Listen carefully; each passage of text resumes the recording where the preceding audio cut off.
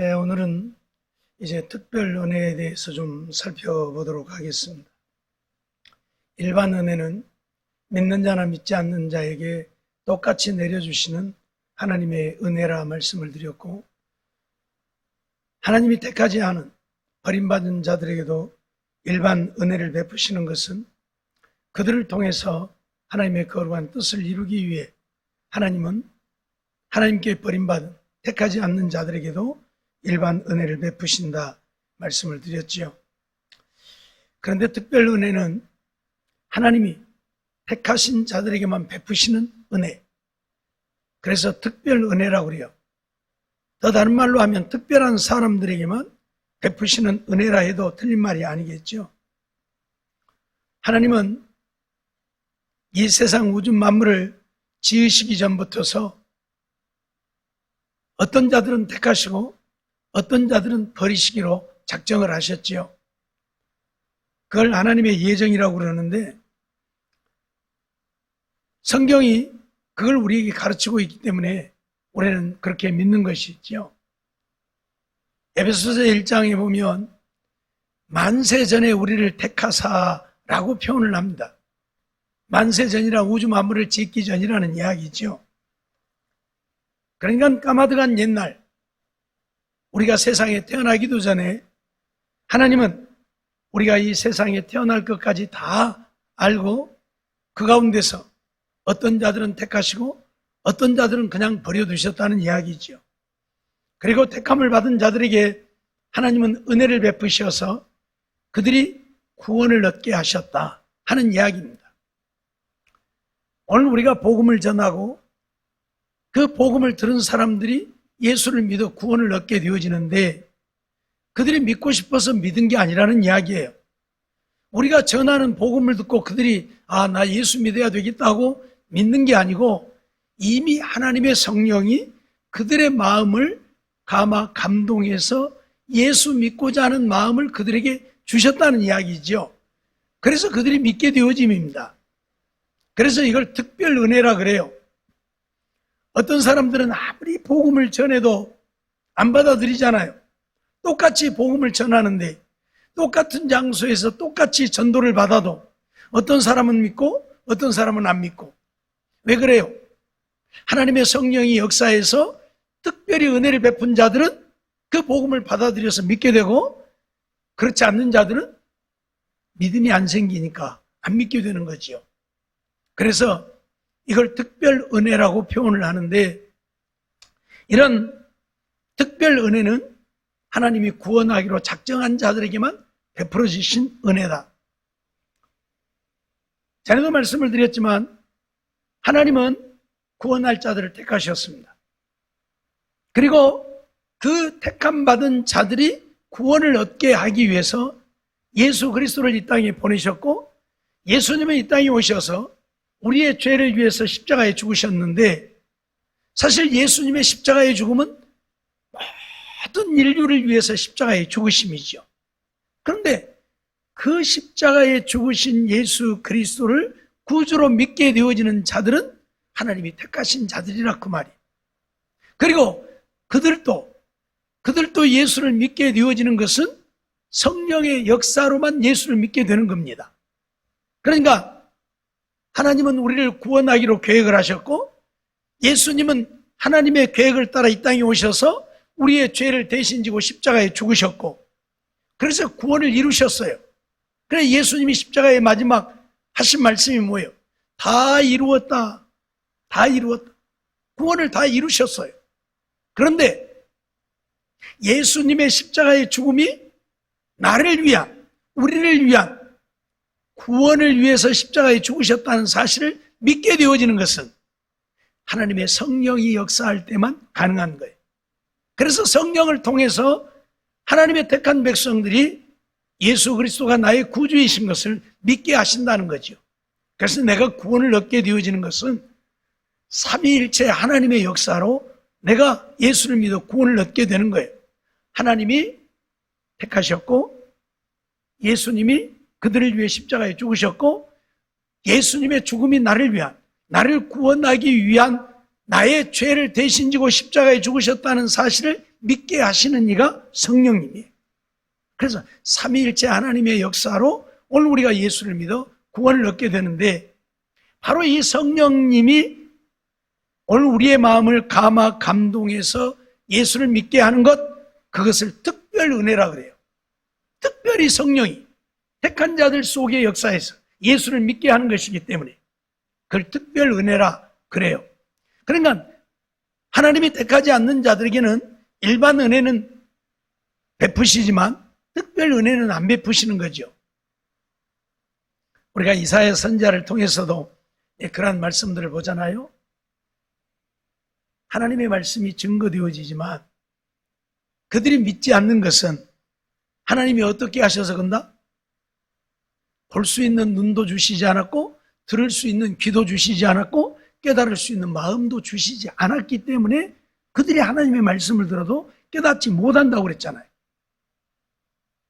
예수님도 이 땅에 오셔서 비유로 말씀하셨는데, 비유로 말씀하신 이유가 뭐예요?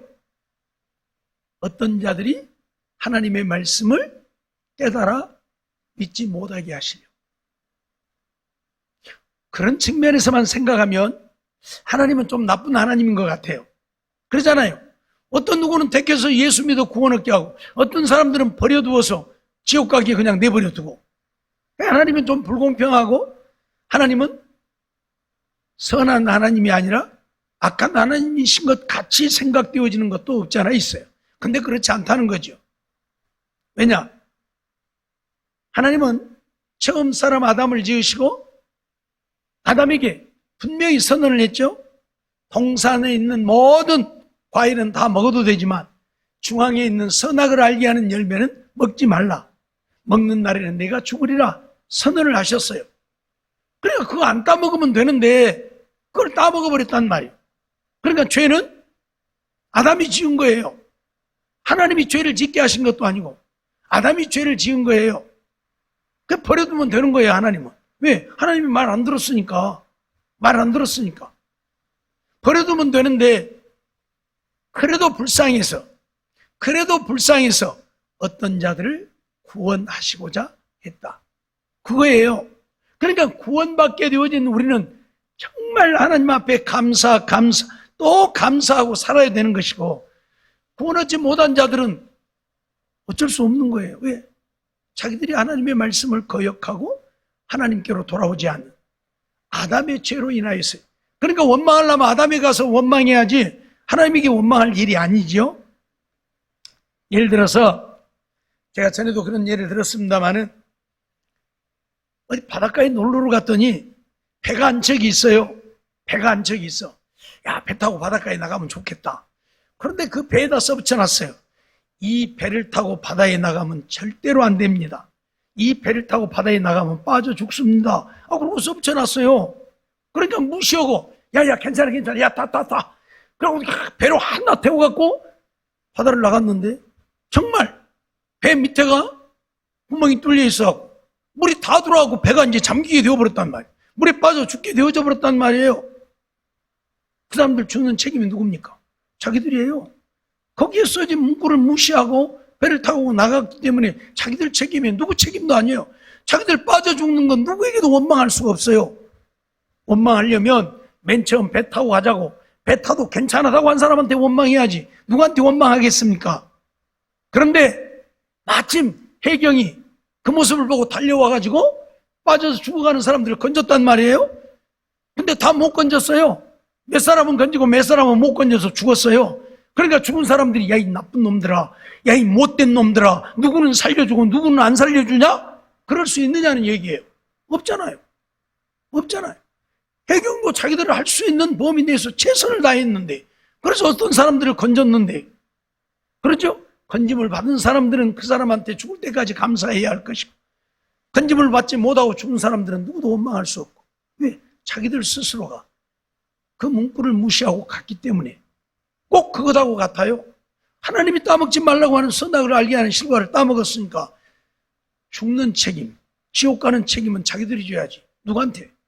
그럼에도 불구하고 하나님은 지옥 가는 인생들이 불쌍해서 그들을 구원하기로 작정을 하셨고, 예수 그리스도를 이 땅에 보내셔서 우리의 죄를 대신해서 십자가에 죽게 하셨고, 또 성령으로 말미암아 우리가 예수를 믿어 구원을 얻게 하셨다, 그런 얘기예요.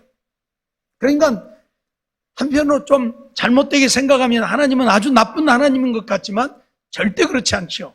왜? 다 지옥 가도 할 말이 없는 거예요. 그러잖아요. 왜? 하나님의 말씀을 무시하고 선악을 알게 하는 실과를 따먹어서 아담으로부터 난 모든 자손들은 다 지옥 가게 되어진 거예요. 그래서 하나님이 처음 지으신 아담은 하나님의 형상대로 지음을 받았다고 하는데, 아담 이후에 태어난, 아담이 범죄하고 난 이후에 태어난 그들에게는 아담의 형상을 지음받, 아담의 모양대로 지음받았다, 그렇게 표현을 해요. 하나님의 형상이 아니고 아담의 형상대로. 무슨 말이냐면 아담은 이미 죄지어서 죽게 되어진 자의 형상을 가져버린 거예요. 그 죽게 되어진 형상을 갖고 태어났다, 그 말이에요. 그게 다 죽게 되어져. 다 죽게 되어져. 하지만 하나님은 그런 자들 가운데 어떤 자들을 구원하시기로 작정해서 오늘 우리에게 구원의 은혜를 베푸시는 것이니, 구원을 얻게 되어진 우리는 죽을 때까지 하나님 앞에 감사하며 살아야 하고, 구원을 얻지 못한 자들은 어쩔 수 없는 거고, 그건 하나님의 마음이니까. 하나님의 주권이에요. 예. 물에 빠진 사람들을 건져내는데 뭔 얼굴 보고 건진 것은 아닐 것이고, 쓸모가 있는지 없는지 보고 건진 것은 아닐 것이고, 무슨 계급장 보고 건진 것은 아닐 것이고, 그냥 손에 닿는 대로 건졌겠죠. 예. 그래서 건진받은 사람들은 감사해야 되는 것이고, 건진받지 못한 사람들은 어쩔 수 없고, 그렇다고 해경들을 원망할 수 없는 것처럼 하나님을 우리는 원망할 수 없다, 그런 얘기예요. 어떤 사람이 말하는 것처럼 그것이 무슨 사랑의 하나님이냐, 누구는 구원하고 누구는 버리고 그게 무슨 사랑의 하나님이냐 따지는 사람이 있는데, 그건 어쩔 수가 없어요. 하나님이 조물주시에요. 우리를 지으신 조물주시에요. 우리는 그에게 지음받은 피조물이고, 그러니 하나님 마음이에요.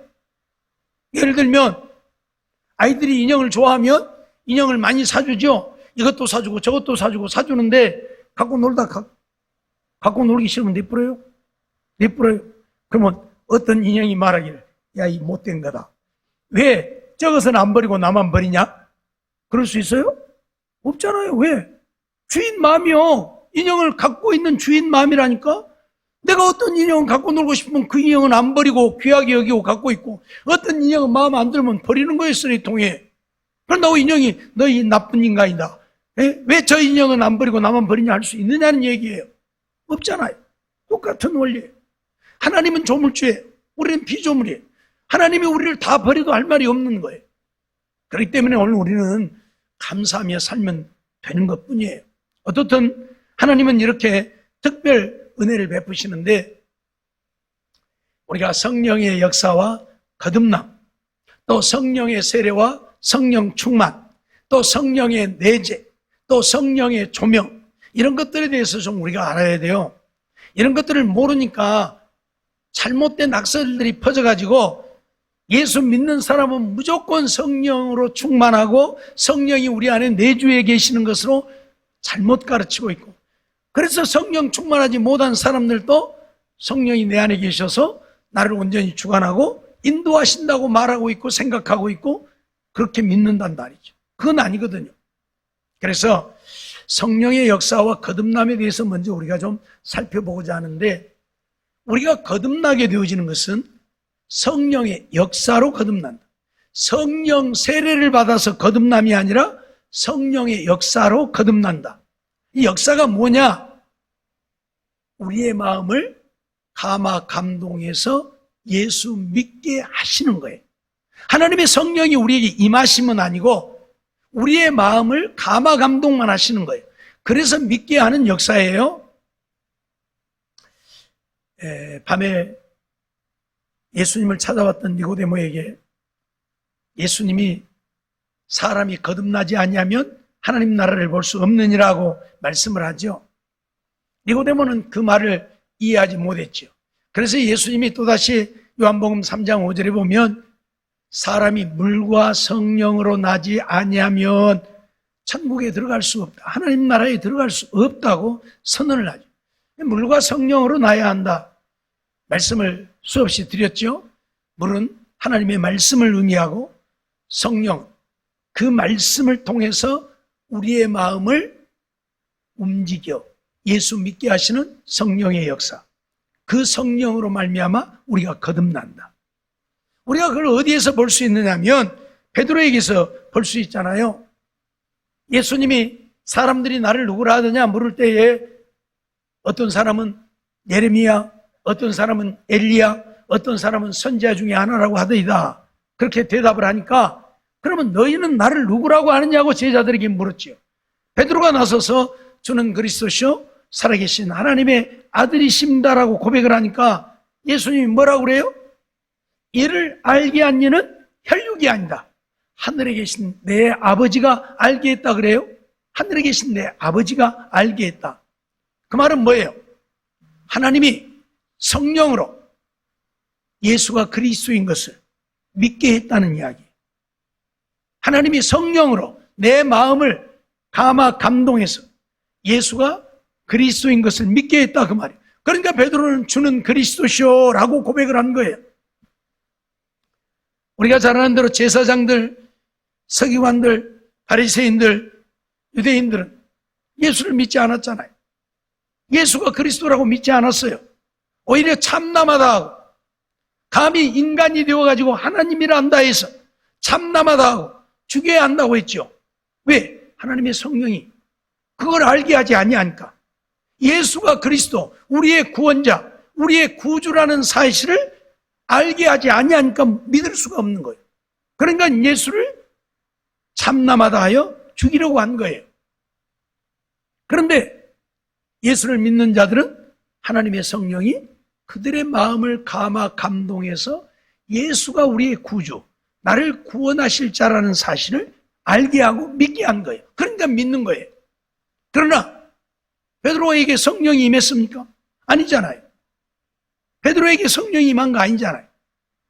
그래서 예수 그리스도를 그리스도라고 하나님의 아들이라고 고백하면서도 여전히 세상적이고 육신적인 거예요. 그래서 예수님이 베드로의 그 고백을 듣고 내가 이제 예루살렘에 올라가서 대제사장들과 장로들에게 많은 고난을 받고 십자가에 못 박혀 죽고 3일 만에 다시 살아나리라고 말할 때에 베드로가 팔짝 뛰잖아요. 아니, 주님 지금 무슨 말씀을 하십니까? 아니, 예수님이 왜 예루살렘에 가서 죽습니까? 절대 안 됩니다. 그랬다가 예수님에게 책망받잖아요. 사탄아, 내 뒤로 물러가라. 왜 예수님이 사탄이라고 했어요? 내가 하나님의 일은 생각지 아니하고 도리어 사람의 일을 생각한다고 책망을 받은 거예요. 자, 베드로는 분명히 거듭났어요. 주를 그리스도라고 고백했어요. 하나님의 아들이라고 고백했어요. 예수님에게 칭찬받았어요. 바요나 시몬아 내가 복이 있도다 칭찬을 받았어요. 복 있는 자라고. 이것을 알게 한 이는 하늘에 계신 내 아버지가 너로 하여금 내가 네 구주인 것을 알게 했다. 그래서 네가 그렇게 고백한 것이라고 칭찬을 했는데 금방 사단이라고 하잖아요. 하나님의 일이 아닌 사람의 일을 생각한. 뭘 생각했어요? 예수님이 유대인의 왕이 되어지면 하나는 우편에 하나는 좌편에 앉아서 예수님을 보좌하고 유대인들에게 큰 소리 좀 치고 살라고 그거 생각하고 있잖아요. 근데 예수님이 죽는다고 하니까 청천벽력이 떨어진 거예요.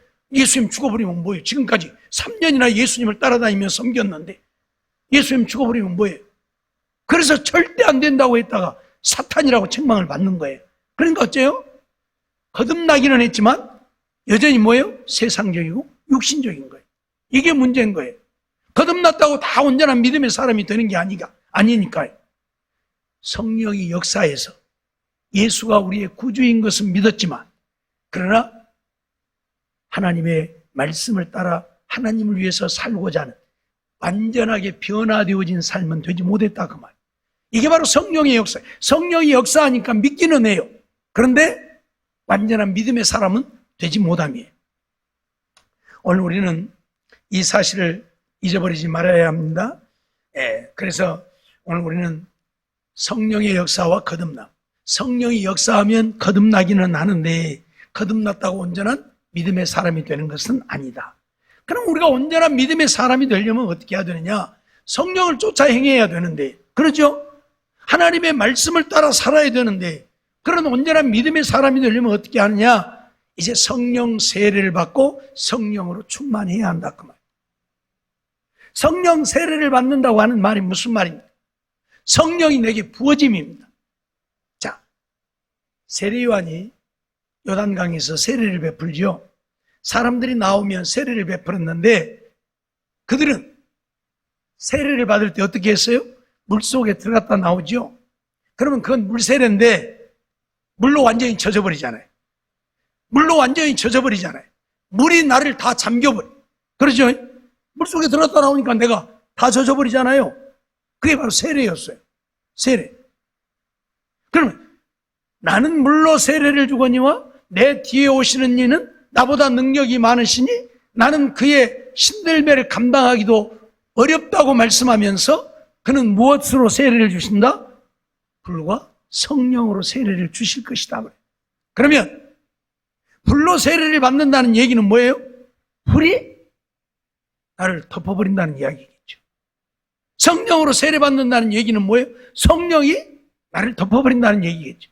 내가 성령에 잠기거든. 내가 성령에 잠기거든. 이게 성령 세례예요. 세례라는 것은 분명히 잠김이에요. 잠김. 물 세례는 물속에 잠김이고 성령 세례는 성령에게 잠김이에요. 그렇게 되어지니까 이제 성령이 내게 임하심이죠. 성령이 임해서 나를 다 뒤집어 씌워버려요. 성령. 그 성령이 내게 임하심이. 그게 바로 성령이 임하심이라고 그래요. 이제 성령을 이야기하시는 분들은 성령의 기름 부음이라 그런 표현도 쓰는데 성령이 내게 임하심이. 나를 뒤집어 씌워버림이. 성령의 역사는 우리의 마음을 감동해서 예수를 믿게 하는 것뿐이고 성령의 세례는 성령이 내게 임해서 나를 완전히 뒤집어 씌워. 성령으로 내가 뒤집어 씌움을 당하는 거. 그거예요. 그러면 이제 어떻게 되겠어요? 성령이 내 안에 계시는 거예요. 내게 임했으니까 내 안에 계시는 거예요. 그런데 이 성령으로 세례를 받을 때에 성령의 충만함도 함께 임하는 경우들이 대부분이에요. 성령의 충만은 뭐냐? 성령으로 세례를 받는다는 것은 성령이 내게 임하심이에요. 그래서 나를 주관하고 다스리시고 인도하심이에요. 그런데 성령으로 충만하다고 하는 이야기는 거기에 더하여서 은사들이 임하는 거예요. 성령으로 충만하게 되니까 은사들이 임하는 거예요. 그래서 오순절날 이 성령 받게 되어진 사건을 보아도 그들에게 불의 여같이 갈라지는 성령이 임하니까 그들이 성령의 충만함을 받고라고 표현을 하잖아요. 성령으로 세례를 받을 때 성령의 충만함이 함께 임했어요. 그러니까 어째요? 방언도 하고 예언도 하고 이런 현상이 나타나요. 사도행전 19장에 보면 바울이 에베소에 가가지고 성령에 대해서 얘기를 하잖아요. 그러니까 그들은 우리가 성령이 있음을 듣지도 못했다 그렇게 얘기를 하죠. 그래서 바울이 그들에게 기도할 때에 그들이 성령의 충만함을 받고 바울이 기도할 때 그들에게 성령이 임해서 그들이 성령 세례를 받게 되죠. 따라서 성령 충만함을 함께 입은 거예요. 그래서 방언도 하고 예언도 하고 라고 또 표현을 하죠. 그러니까 성령으로 세례를 받는다고 하는 것은 성령이 내게 임하셔서 나를 주관하고 다스리시고 지배하심이고 성령의 충만이란 하나님의 은사들이 내게 임하는 것. 그래서 성령의 세례는 한 번입니다. 우리가 세례 여러 번 안 받잖아요. 한 번 받잖아요. 성령의 세례도 한 번 받는 것입니다. 성령의 세례를 몇 번씩 받는 게 아니에요. 한 번 성령이 임하시면 내 안에 내주에 계시는 거예요. 그러나 성령의 충만은 은사라고 그랬잖아요. 그러니까 뭐예요? 자꾸 받아야 돼. 자주 받아야 되고 자꾸 받아야 돼. 그래서 오순절날 성령의 충만을 받았던 그들이 베드로라든지 제자들을 보면 그 뒤에도 계속 성령의 충만을 받고 또 성령이 충만하여 이렇게 표현을 하고 있어요. 무슨 말인지 이해가 되죠? 오늘 우리가 좀 이런 것들을 구분을 좀 했으면 좋겠어요. 어찌되었든 성령 세례와 성령 충만을 우리가 받아야 한다. 성령이 임하셔서 우리가 거듭나게 되면, 성령의 역사에서 거듭나게 되어지면 오늘 우리가 구원 백성은 되어지지만, 내가 구원 백성이 되어졌다고 해서 온전한 구원을 이룰 수 있느냐? 그건 좀 어려운 얘기예요. 베드로에서 보듯이 사탄인데 어떻게 구원받아요? 사탄으로는 구원을 얻을 수 없잖아요. 그렇죠?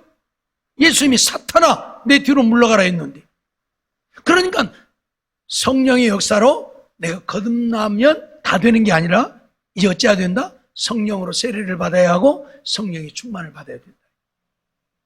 그래야 성령이 내게 임하셔서 나를 주관하시는 거예요. 나를 지배하고 나를 가르치시고 나를 인도하시고 내게 능력을 주셔서 능력 있게 하나님의 일을 하게 하는 거죠.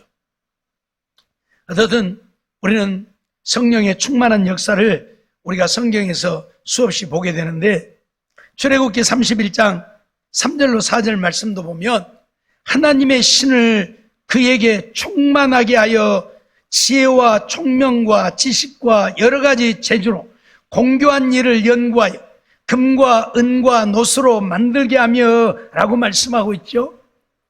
오홀리압과 부사렐에 대한 이야기인데, 하나님께서는 모세에게 오홀리압과 부사렐을 부르라고 말씀하시고 그들에게 하나님의 신 성령을 충만하게 했다.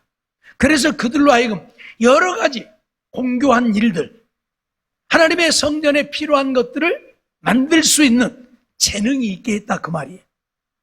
그러니까 성령으로 충만하면 이렇게 내가 생각지 못한, 내가 갖지 못한 어떤 능력을 행할 수 있게 되어지며, 그러니까 오홀리압이나 부사렐도 이런 공교한 일들을 행하게 되잖아요. 지혜와 총명과 지식과 여러 가지 재주를 주어서 공교한 일을 연구하여 금과 은과 노스로 여러 가지 것들을 만들 수 있게 하신 것입니다. 신명기 34장 9절에도 보면 모세가 눈의 아들 여호수아에게 안수하였으므로 그에게 지혜의 신이 충만하니, 그렇게 말하죠. 하나님의 성령이 충만했다는 이야기죠. 이스라엘 자손이 여호와께서 모세에게 명하신 대로 여호와의 말을 순종하였더라, 그렇게 말하고 있는데, 여호수아도 모세가 후계자로 세울 때 안수하니까 성령이 충만했다, 그렇게 표현을 하고 있어요. 그러니까 적어도 하나님의 일을 할 사람들은 성령으로 충만해야 한다. 온전한 믿음으로 살 사람들은 성령으로 충만해야 한다, 그 말이에요. 성령의 역사로 거듭나기는 해야 하고 거듭만 나면 되는 것이 아니라 성령으로 세례받고 성령 충만해야 한다, 그런 말씀이죠. 신약에서도 보면 세례 요한이라든지 엘리사벳이라든지 사가랴라든지 이런 사람들이 성령으로 충만했던 것을 보게 되잖아요. 누가복음 1장 15절 16절 말씀을 보면 이는 저가 주 앞에 큰 자가 되며 포도주나 소주를 마시지 아니하며 모태로부터 성령의 충만함을 입어 이스라엘 자손을 주 곧 저희 하나님께로 많이 돌아오게 하겠음이니라, 그렇게 말하고 있어요. 세례 요한에 대한 이야기예요. 세례 요한이 주 앞에서 큰 자가 되어서 많은 사람을 하나님께로 돌아오게 하겠다, 그렇게 지금 얘기를 합니다. 그러니까 성령으로 충만해야만 이런 전도의 능력도 나타나고 많은 사람들이 주께 돌아오는 이런 역사도 일어난다, 세례 요한을 통해서 우리에게 가르치고 있는 거예요. 누가복음 1장 41절로 42절을 보면요, 엘리사벳이 마리아의 문안함을 들으매 아이가 복중에서 뛰노는지라 엘리사벳이 성령의 충만함을 입어 큰 소리로 불러가로되 여자 중에 네가 복이 있으며 네 태중의 아이도 복이 있도다, 그렇게 말을 해요. 엘리사벳이 무엇을 알겠습니까? 마리아가 방문해 왔을 때에 복중에 있는 아이는 뛰놀았어요. 왜? 너무 기뻐서. 그런데 엘리사벳이 마리아의 복중에 있는 아이가 어떤 아이인지 모르잖아요. 모르는데 그가 성령으로 충만하니까 어째요? 그 아이가 누구인지를 알게 되어지더라, 그 말이에요. 이게 바로 성령의 충만한 역사예요. 성령으로 충만하니까 은사들이 임하는 거예요. 그래서 복중에 있는 아이가 어떤 아이인지를 알게 되는 거예요. 그래서 엘리사벳이 뭐라고 그래요?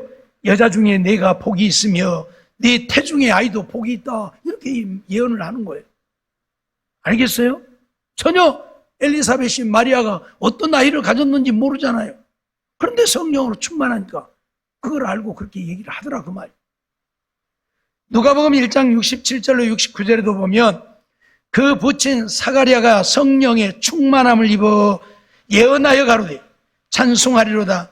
주 이스라엘의 하나님이여 그 백성을 돌아보사 속량하시며 우리를 위하여 구원의 뿔을 그 종 다윗의 집에 일으키셨으니 라고 예언을 하더라 그 말이. 사가랴는 제사장이지만 사가랴는 아무것도 모르잖아요. 그런데 성령이 충만하니까 하나님께서 마리아를 통해서 우리 인류를 구원할 구세주가 탄생하게 하실 것을 알고 이런 지금 예언을 하고 있는 거예요. 성령의 충만함이라 그래서 뭐라고요? 은사가 임함이에요. 성령의 세례는 성령이 내게 부어짐이고 그래서 성령이 내게 임하셔서 나를 주관하고 다스리시고 가르치시고 깨닫게 하시고 회개케 하시고 믿어 구원을 얻게 하시는 이 역사를 이루고 성령의 충만은 거기에 더하여서 은사들이 임해서 하나님의 일을 능력 있게 이루어가는 역사, 그게 바로 성령의 충만함. 또한 오순절에 제자들에게 또 성도들에게 성령이 충만했고 바울도 성령으로 충만했고 스데반을 비롯한 7 집사들도 성령으로 충만했고 바울의 동역자였던 바나바도 성령으로 충만한 사람들이었죠. 사도행전 9장 17절로 19절 말씀 보면 아나니아가 떠나 그 집에 들어가서 그에게 안수하여 가로되 형제 사울아 주 곧 내가 오는 길에서 나타나시던 예수께서 나를 보내어 너로 다시 보게 하시고 성령으로 충만하게 하신다 하니 즉시 사울의 눈에서 비늘 같은 것이 벗어져 다시 보게 된지라 일어나 세례를 받고 음식을 먹음에 강건하여지니라 라고 말씀을 하고 있죠. 사울이 다메섹 도상에서 예수님을 만나고 그의 눈이 어두워져서 아무것도 할 수 없게 되어질 때 하나님께서는 아나니아 선지자를 사울에게 보내잖아요. 가서 기도해 주어라. 그래서 아나니아가 와서 안수할 때에 바울이 성령의 충만함을 받게 되어진 사건을 우리가 보게 되어지는 거예요. 그러니까 바울이 성령의 충만을 받았기 때문에 바울은 저 이후에 그에게서 하나님의 능력들이 나타났잖아요. 엄청난 기적과 이적을 이루게 되잖아요. 성령이 충만함. 사도행전 6장 5절로 6절 말씀도 보면 온 무리가 이 말을 기뻐하여 믿음과 성령이 충만한 사람 스데반과 또 빌립과 브로고로와 니가노르와 디몬과 바메나와 유대교에 입교한 안디옥 사람 니고라를 택하여 사도들 앞에 세우니 사도들이 기도하고 그들에게 안수하니라 하고 했는데 이 7 집사들도 성령이 충만한 자들이라 그렇게 표현을 해요. 그래서 이들에게도 갖가지 은사들이 나타나잖아요. 이 7 집사에게도 성령으로 충만하게 되어졌습니다. 또 사도행전 11장 24절도 보면 바나바는 착한 사람이요 성령과 믿음이 충만한 자라 이에 큰 무리가 죽게 더하더라 그렇게 말씀을 해요. 오늘 우리가 알아야 되는 것은 성령의 역사와 거듭남 또 성령의 세례와 성령 충만을 바르게 이해하고 알아야 된다는 거예요. 이런 것들이 바르게 이해가 안 되니까 무조건 거듭나면 하나님의 성령이 내 안에 계시고 내 주에 계신다 이렇게 믿어요. 근데 그건 아니에요. 왜? 하나님의 성령이 내 안에 계시면 베드로같이 예수님을 부인할 수 있겠어요? 못하죠. 못하죠. 아니 성령이 내 안에 계셔서 나를 주관하는데 예수님을 부인할 수 있어요? 안 되잖아요. 성령으로 거듭나기는 했지만 성령이 내주하고 계시는 게 아니라 성령 세례를 받지 못했다는 이야기고 성령으로 충만하지 못하다는 이야기예요. 오늘 우리는 이거 분명히 해야 합니다. 그러니까 예수님을 부인하는 거예요. 그런데 오순절날 성령 세례를 받고 성령으로 충만하게 되어지니까 그때부터서는 주님을 위해 목숨 내놓고 복음 위에 살잖아요. 이렇게 달라지는 거예요. 이렇게 달라지는 거예요. 오늘 우리는 이러한 사실들을 한순간도 잊어서는 안 될 것입니다. 오늘 우리에게 중요한 것은 우리가 성령으로 세례를 받고 성령의 충만함을 받아야 한다는 이야기예요. 예수를 믿는 자들은 이미 성령이 그들의 마음의 역사에서 다 거듭났어요. 그래서 예수님이 우리의 구주인 것을 알고 믿어요. 하지만 하나님의 말씀대로 믿고 순종하며 하나님을 위해서 사는 건 아니잖아요. 왜? 하나님의 성령이 내게 임해서 나를 주관하고 다스리시는 것이 아니기 때문에 그래요. 또 성령으로 충만하지 못했기 때문에 어떤 은사도 나타나지 않는 것이고, 그래서 하나님을 섬기는 것이 힘들고 어려워요. 하나님의 성령으로 충만함을 입으면 하나님을 섬기고 봉사하고 주를 위해서 사는 것이 기쁨이고 즐거움이고 행복이에요. 그런데 그러지 못하니까 어째요? 힘든 거예요. 이거 교회 가면 맨날 뭔 일만 하라 해서 아이고 힘들어. 아이고 교회 못 댕기겠어. 이러는 거예요. 기쁨이 없으니까, 감사가 없으니까. 거듭나기는 했지만 여전히 세상적이고 육신적이기 때문에 내 육신이 먼저고, 그러다 보니까 힘들면 힘들어서 못하겠네, 그러는 거예요. 그러나 성령으로 충만하면요, 하나님의 은사가 임하고 능력이 임하기 때문에 기쁨으로 즐거움으로 감사함으로 일하게 되어지는 것이고, 성령 충만한 사람들 보세요. 브리스가와 아굴라 부부와 같이 바울을 위해서는 목숨이라도 내놓을 수 있었던 자들, 에바브로디도와 같이 죽을 병에 걸려도 바울 사역을 돕기 위해서 자기 목숨을 돌아보지 않았던 사람들, 생각해봐요. 어떻게 그럴 수 있는지. 죽을 병에 걸렸어요. 그런데 어떻게 자기 목숨을 돌아보지 않고 주의 일을 합니까? 성령으로 충만하지 못하면 절대 불가능한 일이에요. 그러잖아요. 성령으로 충만하니까 죽어도 좋은 거예요. 주님 일하다가 주님 앞에 가서 받을 상을 바라보니까 죽어도 좋은 거예요. 바울을 대신해서 목숨을 내놓아도 좋은 거예요. 왜? 주님 앞에 가서 받을 상을 바라보니까. 예? 성령으로 충만하면 그런다니까요. 이 땅에 천금을 준다고 해도 그것이 귀한 것이 아니라 하나님 앞에 가서 받을 상이 더 귀한 거예요. 그래서 몸이 부서지라고 주님 앞에 봉사하고 헌신하고 충성하는 거예요. 이 땅에 1조를 갖고 있으면 못하겠습니까? 뭐 잘 먹고 잘 입고 잘 살아봐야, 늘 이야기하지만 하루에 10끼 먹고 살 수 있는 것도 아니고, 조금 고급스러운 건 먹을 수는 있겠지만, 옷도 돈 많다고 10벌씩 20벌씩 걸치고 다닐 수 있는 것도 아니고, 백화점에서 좀 비싼 옷 사서 입고 다닐 수는 있겠지만, 그러나 그건 뭐예요? 죽으면 다 내버리고 갈 것이고 다 버리고 갈 것들이고, 그러나 하나님 앞에 가서 받을 상은 우리가 영원히 하나님의 나라에서 누릴 것이잖아요. 그러니 그것을 안 자들은 목숨을 내놓고 주님을 위해 봉사하고 섬기고 충성하는 거예요. 힘들다고 말하지 않잖아요. 누가 힘들다고 말합니까? 성령으로 충만하지 못한 사람들이 힘들다고 말해요. 성령으로 충만하지 못하니까 힘들어 죽건 왜 육신이 먼저니까. 그러나 성령으로 충만한 사람은 죽게 되어져도 힘들다 안 한다니까요. 그리고 충성한다니까요. 이게 다른 거예요. 그래서 오늘 우리는 성령의 역사로 거듭났다고 다 되는 게 아니고 하나님의 성령으로 세례를 받고 성령의 충만함을 받아야 돼요.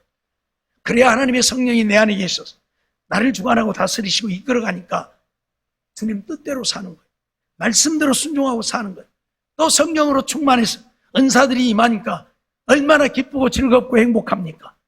그래서 기쁘고 즐겁고 행복해서 주를 위한 일이라고 하면 만사제처럼 주님을 위해 섬기고 사는 거예요. 우리 이거 잊어버리지 말아야 돼요. 무슨 말인지 알겠죠? 오늘 우리는 그렇기 때문에 성령에 충만해서 육신 생활에 매이는 생활이 아닌 성령의 인도하심을 받아서 성령을 쫓아 하나님의 말씀대로 믿고 순종하며 사는, 그래서 하나님 나라의 상을 쌓아가는 우리들의 삶이 되어야 한다. 늘 말씀드리지만요, 하나님 앞에 가서 받는 상은 이 세상의 그 어떤 것하고도 비교되어지지 않습니다. 비교되어질 수가 없어요. 그 아름다운 상을 얻고 하나님 나라에서 그 영원히 누리고 사는데 그걸 모르니까 육신이 더 중하고 세상이 더 중해서 조금 힘들면 힘들다, 어려우면 어렵다, 못하겠다 아우성을 하는데 우리 그러면 안 돼. 솔선수범해서 내가 먼저 해야 돼. 왜? 내 상이요. 하나님은 행한 대로 행위대로 갚으신다고 하잖아요. 내가 행한 대로요. 한 번 하면 한 번 한 만큼, 10번 하면 10번 한 만큼 우리에게 상을 주시고 복을 주시는 거예요. 예? 하나도 잃어버리지 않아요. 마태복음에 뭐라고 그래요? 어린 소자에게 냉수 한 그릇 주의 이름으로 대접하는 것도 결단코 그 상을 잃지 아니하리라 하시잖아요. 이런 것들을 생각하면서 성령으로 거듭났다고 이제 나 구원 얻게 되어졌다고 안주하지 말고 성령 세례, 성령 충만 받아서 기쁨으로 즐거움으로 하나님을 섬기고 주의 일에 힘써서 주님 앞에 가서 큰 상을 얻고 멸류관 쓸 수 있는 우리 모두의 삶이 되어지기를 주의 이름으로 축원합니다.